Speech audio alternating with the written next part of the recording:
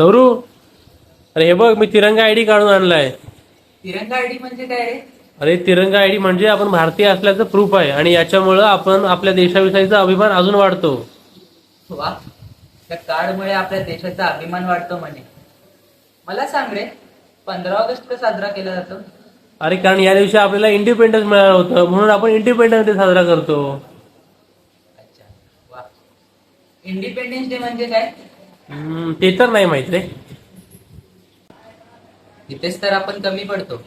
आपण एकाच दिवशी मोठ्या जल्लोषात स्वातंत्र्य दिन साजरा करतो, त्यानंतर तर दुसऱ्यांची गुलामीच करतो ना. मग याला काय अर्थ? आपल्या प्राणाचा बलिदान देऊन आपल्याला स्वातंत्र्य देणाऱ्या त्या महान व्यक्तींच्या महान कार्याचा काय अर्थ?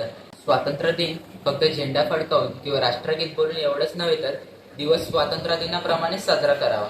पण बोलताना बोलतो माझा देश महान, पण आपल्या देशातच बघा ना. अहो देशात सोडा, आपल्या आजूबाजूलाच बघा. ती घाण कचरा आपण स्वतः करतो ते दिसत नाहीच ना.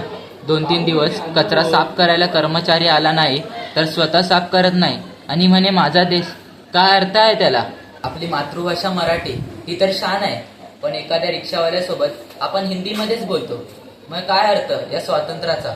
10वी शिकलेल्या नेत्यालाही डिग्री घेतलेला माणूस साहेब म्हणूनच हाक मारतो. मग काय अर्थ आहे त्याला? असंही आपण गुलामीतच जगतोय ना. माझा देश महान हे वाक्य बोलून सुद्धा आपण शिक्षणासाठी व नोकरीसाठी बाहेरच्या देशात जातोच ना. मग याला काय अर्थ?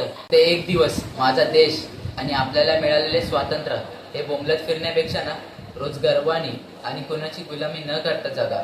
हेच आपले खरे स्वातंत्र्य आणि हाच त्या अमर हुतात्म्यांच्या बलिदानाचा खरा अर्थ.